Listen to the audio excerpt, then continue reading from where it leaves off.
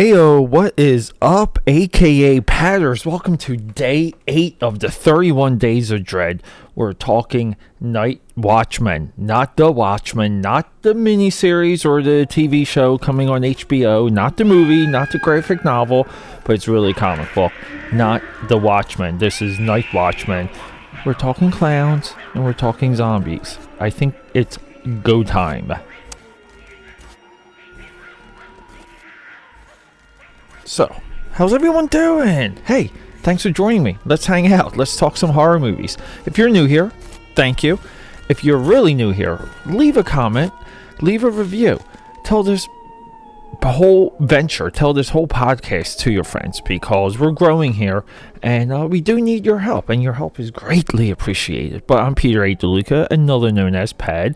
That's where I get the AKAPAD from, or AKAPAD, as some people start pronouncing it. So that's why it's AKAPAD. But yeah, look, I am your pop culture fanatic. I am your guiding light into all things geek with intelligent, awesome, genius insight. Yeah, that's right. I am a genius. I'm a genius when I talk about these things. And aren't you lucky to be listening to me? But look.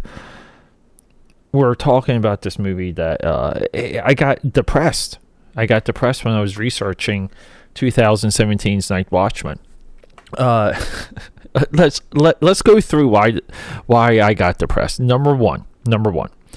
This movie came up on a worst of 2017 list, which is, it's tough because I feel like a lot of those lists they have weak criteria. And by that I mean it's whatever movie came out, if it's bad, it goes on the list. And I think there's studio releases that are bad, and I think there's Sci-Fi Channel movies that are bad, or straight to video, or straight to demand, VOD, video on demand movies, and I feel like the barriers for those, or the criteria for those, should be different. Because look, right now I'm having a heck of a time pulling Netflix movies for the coming weeks of the 31 Days of Dread. Yeah. And because Netflix usually has a really good rollout when it comes to horror movies. I documented this in my last 2 years of the 31 Days of Dread. Movies like Babysitter. I absolutely, The Babysitter. I absolutely adored that movie. I think I was the only one. It seems light. And the thing is, though, even when it comes to Netflix, there's a lower expectation of quality. Now, Netflix is trying to become a legit film studio. They're really trying to compete, but even on just film per film, consistency basis, they do fail. They fail miserably when it comes to these bigger studios. Just in a bad Netflix movie is not comparable to a bad movie from Sony. It's not. The Netflix bad movie is far worse. It's just hurtful almost. And so Night Watchmen kind of falls into that category. And how do we compare Night Watchmen to some of our upcoming poorly reviewed movies I will be discussing, like The Slender Man, like The Bye-Bye Man? I don't know, because the next block coming up is going to be Urban Legends. The next Day 9 and Day 10 will be Urban Legends, and I can't wait. WWE, I was watching See No Evil, and I'm debating doing See No Evil 1 and 2 for the 31 Days of Dread. Am I going to rate that? Am I going to look at that movie the same exact way as I did Terrifier? No, I'm not, because Terrifier is zero resources, and See No Evil, starring Kane, has a full budget. That's a movie from resources. You can't look at the movies the same way. You have to bring this into account. Now, does the average film goer approach movies with this attitude? I would probably say no, but they would understand it. And because the average film goer just wants to do a brain dump. And for me, that's my first intent when I watch a movie. It's a completely dump everything out of my brain, except for the 31 Days of Dread, because I watched a lot of these movies for this, and it is programmed. But no. Really, just honestly speaking, I want to fade away. I want to escape for a little bit when it comes to watching my movies. Every single time, even when Mark and I rushed to go see Joker last Thursday, I was just more excited to be doing something with him, and doing something after 10 o'clock at night, and that's, to me, is more exciting than the movie itself. The movie's fine, it is what it is, but I just think a lot of people, when they look at movies, they're a little too serious, and I was in total brain numbness when I was watching Night Watchmen, because I'm trying to stockpile these movies. I'm trying to go through everything. I'm trying to give everything as much time as I can, and I thoroughly enjoyed it because it was a good escape. Now, real quick, let me touch on why I got upset researching this movie. Okay, it immediately shows up on a worst of list, and it shouldn't be there. Okay, it might have been 2 worst of lists. Number 3 is any information about this movie. It doesn't even have a Wikipedia page for what I could even dig up. I couldn't even dig up basic information on this movie. Number 3, the director and the people involved. Again, very little information, but they do come from the same class. The same, everyone's kind of working on the same movies and the same level of movies, like schlock, Sharknado type movies. So why did I not just blow this movie off and move on? Because the 31 Days of Dread is not about just the best movies. The 31 Days of Dread is about horror movies and this journey and the grind and the hustle, that it takes to complete something like this. So every movie does count. And every movie gets a chance because we want to discuss cool things. And my biggest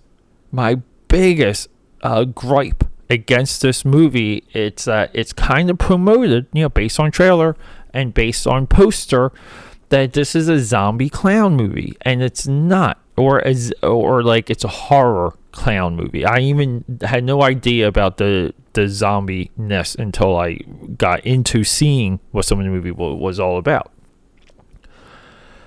So it's a zombie movie. The clown part is connected to this opening news sequence, like a news story. Very well done.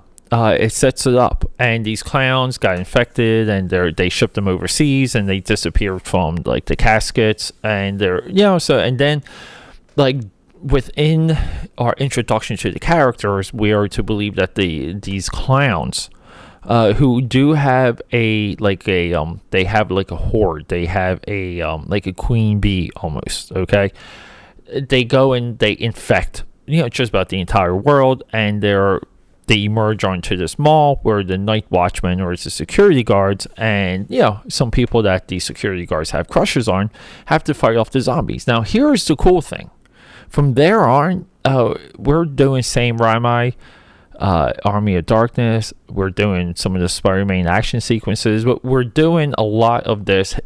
Hey, cool! Let's kill zombies in some fun ways, almost like hyper action. Not very violent outside of just the splatter. And then we have some great performances. Okay, look, I don't know what the material's like on paper. I don't know what happens between script and screen, but these people sell these lines. It looks like there's some good improv in there. I like the characters. I like the goofiness. This movie definitely has a goofy, lighthearted push. So all of these things, and I'm sitting down and I'm enjoying this movie, and along the way I'm upset that it doesn't have enough clowns, and the clowns aren't really featured, and that's really more annoying to me than anything else. I would love to see what some of these reviewers, what they're comparing this movie to, because I think for what this movie is, for a very low budget, but amazingly well shot. We're shooting in the dark again. Good makeup, good kills, great characters. We have hot babes, and we do have some boobies. Bravo. What do we need from a movie like this? I think this is a great movie to sit down and drink to. So much of it. Look, the comedy isn't quite there, but a lot of this movie just reminded me of Hot Tub Time Machine. And it's almost like a zombie Hot Tub Time Machine without it being as funny. But I'm also the only person on Earth that seems to like Hot Tub Time Machine 1 and 2, but whatever. So, yeah, I mean, look. Like, big shout out. Look, this movie, too. It's written by Dane DeLuca. So, one DeLuca to another. I think Dane DeLuca did a great job writing this movie.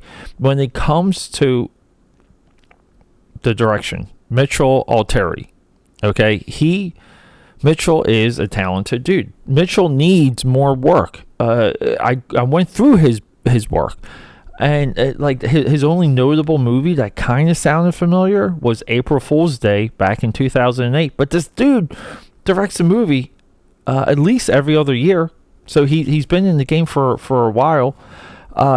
Big shout out to Ken Arnold, who also who worked on the script and helped with the story.